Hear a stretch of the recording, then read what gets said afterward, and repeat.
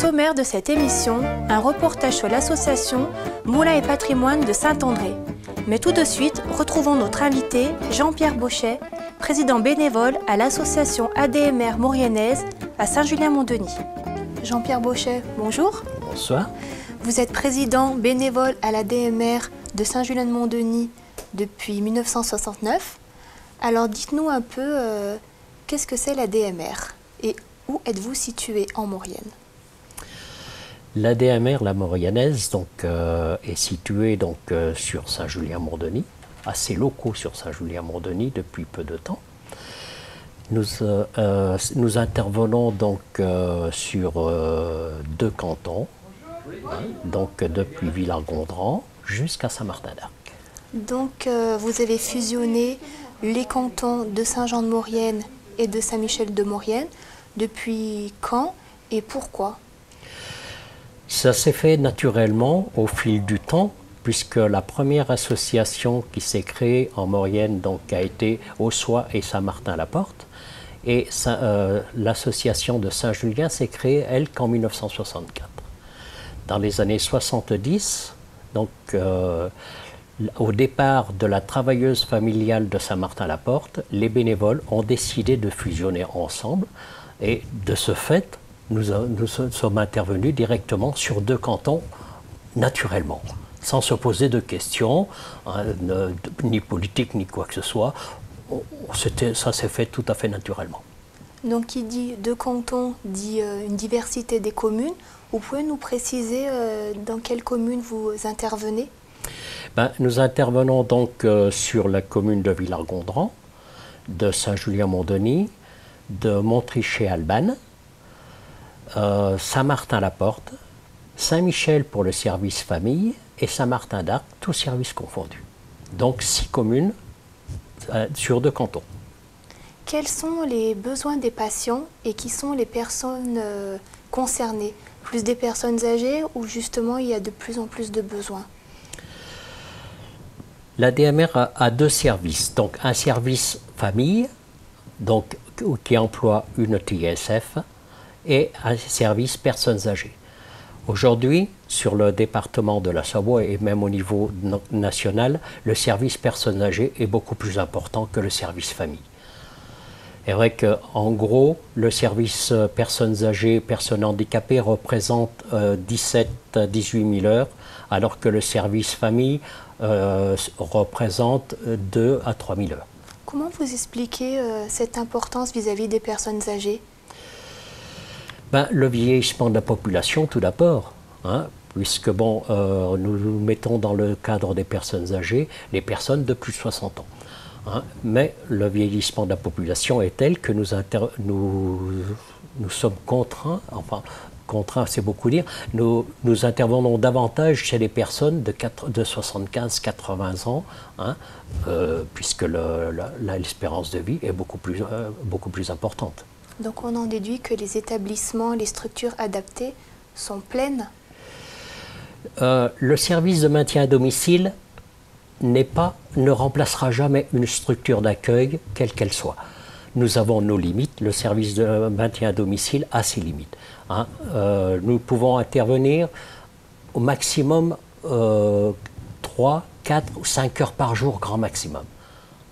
Alors que arrivé à un certain moment, des personnes fragilisées ont besoin d'une surveillance 24 heures sur 24, 7 jours sur 7. Chose qu'aujourd'hui, nous sommes capables d'intervenir 7 jours sur 7, mais pas 24 heures sur 24, parce que le coût serait vraiment exubérant et peu de gens ne pourraient se le payer.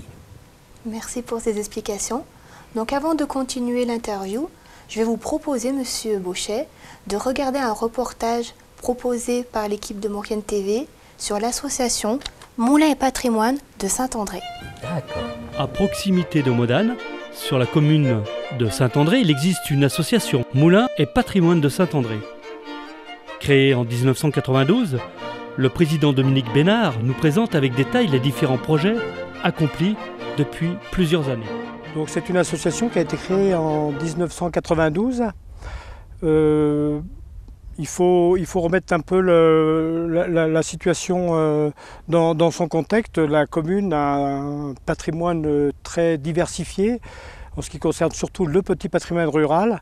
Et depuis que l'association est créée, elle a essayé de restaurer, de valoriser un certain nombre de patrimoines, dont les moulins. On a également restauré, réhabilité un costume local, et puis on a travaillé beaucoup sur la conservation de la mémoire du village. Voilà. On essaye d'inculquer un petit peu aux gens, de sensibiliser un peu les gens sur la préservation du patrimoine, à travers les moulins et à travers la convivialité que nous apportent les moulins. Voilà. Donc les moulins ont été réparés à partir de 92 avec différentes subventions, communes, Conseil général, même l'Europe, l'État, l'Europe, jusqu'en 98 où ils ont été ouverts à la visite régulièrement de juillet-août. Voilà. Ça a été un travail, un des premiers projets pionniers de l'association. Puis est arrivé le télégraphe Chappe. Grâce à l'aide d'un lycée technique de Tarare, de financement extérieur, communal et de 2800 heures de bénévolat, une reconstitution exacte d'un relais télégraphe Chappe a pu être réalisée. Perché à 1800 mètres d'altitude, plus précisément situé sur le site du Plan de l'Ours, François Charpin, délégué au télégraphe Chappe, nous retrace l'histoire de la communication à distance. Alors, on va se reporter 200 ans en arrière, au moment de la Révolution française. Et à cette époque, la France est en guerre dans le nord de la France.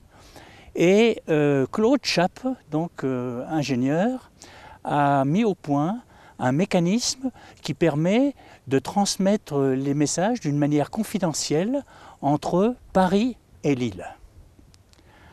Et ceci a fonctionné depuis 1794. Et alors, en 1803, Napoléon a conquis toute l'Italie et il est inquiet des mouvements de la flotte anglaise, qui est dans l'Adriatique et en Méditerranée. Et il demande qu'il y ait une ligne Chappe qui soit poursuivie. Elle allait jusqu'à Lyon et on va la poursuivre jusqu'à Venise. Et donc, une partie de cette ligne, la partie Lyon-Turin, passe sur Saint-André. Et donc, il a fait faire cette ligne qui passe en Maurienne. Et nous avons retrouvé un certain nombre de ruines, comme une ruine au col du Grand Cucheron, une ruine à Monge-la-Frais, la ruine de la pointe du télégraphe au-dessus de Montdenis. Et il y avait aussi, bien sûr, un télégraphe au fort du télégraphe. Le fort a pris ce nom parce qu'il y avait le télégraphe Chappe 70 ans avant. Et puis, donc, il y a le site du Plan de l'Ours.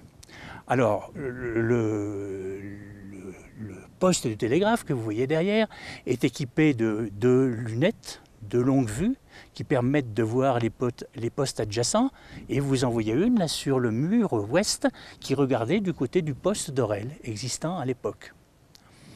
Alors, pour ce qui est du codage, eh bien, le dispositif que vous voyez et que l'on va vous faire fonctionner, je vais vous faire le 44 si vous voulez, le signal numéro 44. Très bien. Oui. Eh bien, je vais vous le faire. Alors, c'est un signal avec la barre verticale. Donc, je mets la grande barre verticale. Ainsi. Et puis, bien, cette manivelle est en bonne position. Et l'autre manivelle va être à 45 degrés sur l'autre côté. Et voilà. Et ce signal, donc, c'est le signal 44. Qui veut dire comme mot? Alors non, ça veut dire la page 44, Ah ouais, c'est la page 44 du vocabulaire. Et maintenant, je vais vous faire le signal 34, qui veut dire la ligne sur la page 44 qu'il faut regarder. Et quand on regardera tout à l'heure sur le vocabulaire, on trouvera le mot immense. Alors voilà, là je suis à 35 degrés, et puis l'autre est à 80 degrés. Donc voici le signal 34. Donc on vient d'enchaîner les signaux 44-34. Alors je rappelle que 44 c'est le numéro de la page du vocabulaire Et 34 est le numéro de la ligne sur cette page 44. Et nous allons aller voir sur le vocabulaire et nous allons trouver le mot immense. Alors on cherche donc la page 44, alors voilà 42, et nous voici à la page donc 44, et à la ligne 34 nous trouvons le mot immense. Et tous les mots que l'on veut envoyer par le télégraphe d'une manière confidentielle sont réunis dans ce qu'on appelle un vocabulaire et qui est en fait un gros dictionnaire dans lequel on a mis tous ces mots. Et le système de codage permet d'envoyer des phrases, même qui peuvent être assez longues, et d'une manière confidentielle. Avant, tous ces messages confidentiels étaient envoyés par la poste ou alors par des estafettes à cheval. Et le système, là, allait à environ 10 fois plus vite que les chevaux quand ils transportaient ces messages. Alors c'était certainement à l'époque une amélioration peut-être aussi importante que le net maintenant.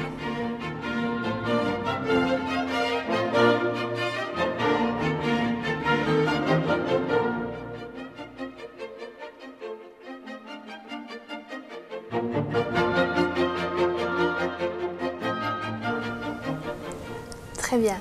Alors maintenant, je vais vous demander qu'on va rentrer un peu plus dans la théorie, des questions un peu plus pointueuses. Je voudrais savoir, le personnel travaillant à la DMR, quelle formation elles ont? Donc, tout le personnel que nous embauchons donc, a une formation d'un niveau, on peut dire BEPC au départ, hein, mais nous les formons derrière pour arriver au statut d'auxiliaire de vie sociale.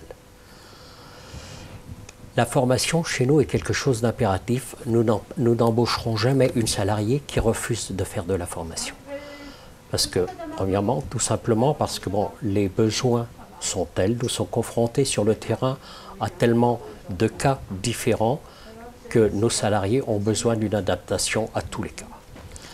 La formation, elle est prise en charge par la DMR ou elle est payante? Comment ça se passe, la formation?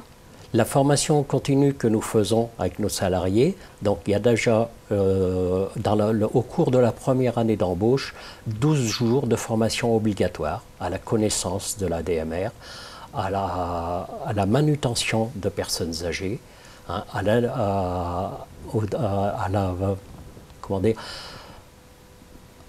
la façon de pouvoir appréhender des mises en situation. Toutes les situations possibles. Parce qu'on peut se retrouver avec des situations agressives, avec des situations où les personnes sont totalement déficientes ou bien souvent perdues. Hein. Alors donc, il faut que la salariée qui arrive sache à n'importe quel moment à quelle situation elle va être confrontée au premier abord. Justement, qu'elle ait eu une mise en pratique, voilà. Quelle que soit la situation, qu'elle puisse faire face. Tout à fait. Alors justement, la DMR de Maurienne compte combien de personnes? Aujourd'hui, la DMR la mauriennaise, c'est 18 salariés. 18 salariés, dont une seule salariée donc à 80%. Hein. Les autres tournent entre 100 et 130 heures maximum. Donc c'est qui nous fait une moyenne de 30-32 heures par semaine? Oui, à peu près. C'est correct ou c'est ce qu'il faut vu l'ampleur du métier? Vu la difficulté du métier, je dirais qu'il est difficile et je ne pense pas que des salariés supporteraient de faire un temps complet face aux conditions qu'elles rencontrent bien souvent. Justement, vous dites difficile. Quelle est la principale difficulté dans ce métier? La première difficulté que nous allons rencontrer, c'est la difficulté déjà de prise en charge de la personne. Parce que la personne âgée, bien souvent, lorsque l'on fait appel à la DMR, la personne âgée n'est pas forcément consentante. C'est la famille qui appelle bien souvent, hein, parce que bon, la famille a besoin de se sécuriser aussi, hein, et n'est pas forcément toujours présente. Mais il y a le temps d'adaptation, il faut que la personne âgée puisse assimiler une personne extérieure à son monde normal. Donc ça, c'est déjà quelque chose. Il faut plusieurs semaines, hein, avant qu'une personne âgé accepte, bon gré, mal gré, la présence d'une personne étrangère à sa famille. D'accord. Alors nous allons revenir sur les différentes prestations que vous faites bénéficier aux patients. On pense souvent que la DMR, ça s'arrête à faire la toilette aux patients et à l'habiller ou le soir à la déshabiller pour la mettre couchée. Mais on se rend compte que de plus en plus, les prestations se développent. Vous pouvez nous en dire un peu plus ? Oui, c'est vrai que la DMR, depuis son départ, a été confrontée à diverses situations et a toujours essayé de s'adapter aux besoins réels du terrain. Si dans les années 45 ou 50, l'aide était donc aux familles pour remplacer ou aider la mère de famille, aujourd'hui, on se rend compte davantage que il faut s'adapter et être présent auprès de personnes fragilisées par la maladie, par la vieillesse et par pas mal d'autres choses. Donc, il faut que nos salariés sachent s'adapter à tout ça. Donc ce n'est pas uniquement de la toilette ou des choses comme ça, c'est aussi, dans une maison, faire du ménage, faire des carreaux, passer une serpillière. C'est la vie normale chez une personne. N'importe quelle personne qui est encore valide passera son balai, passera sa serpillière tous les jours. Donc ça aussi, ça fait partie du service de l'aide à domicile. Donc cuisiner, faire du ménage, les balader aussi, aller les faire leurs courses. Oui, bien sûr. C'est de besoins qui sortent au fil des années. Et couramment, nos salariés emmènent les personnes âgées faire leurs courses. Nous avons donc mis ça au point avec une assurance mission bien spécifique à nos services pour que la salariée soit couverte en cas de transport d'une personne âgée. Elle peut l'emmener faire ses courses, elle peut l'emmener au docteur, au dentiste ou des choses comme ça. Donc ça fait partie du rôle d'une aide à domicile chez nous. Et quel est le ressenti des patients ? Du malade ? Si au début les personnes âgées sont réticentes, il faut dire qu'il faut peu de temps, en moins d'1 an, on n'enlève plus une aide à domicile à la personne âgée. C'est devenu sa confidente et souvent peut-être un peu au détriment des enfants. Il faut le reconnaître, on est confronté aussi à ce genre de situation où des petites crises de jalousie des enfants ressurgissent vis-à-vis de l'aide à domicile. Parce que la personne âgée devient la confidente aussi de la personne âgée. Très bien. Jean-Pierre Bauchet, merci d'avoir répondu à nos questions. Merci d'avoir accepté notre invitation et à bientôt. Merci à vous. Merci de nous avoir suivis. Rendez-vous la semaine prochaine pour un nouveau numéro de Maurienne Mag.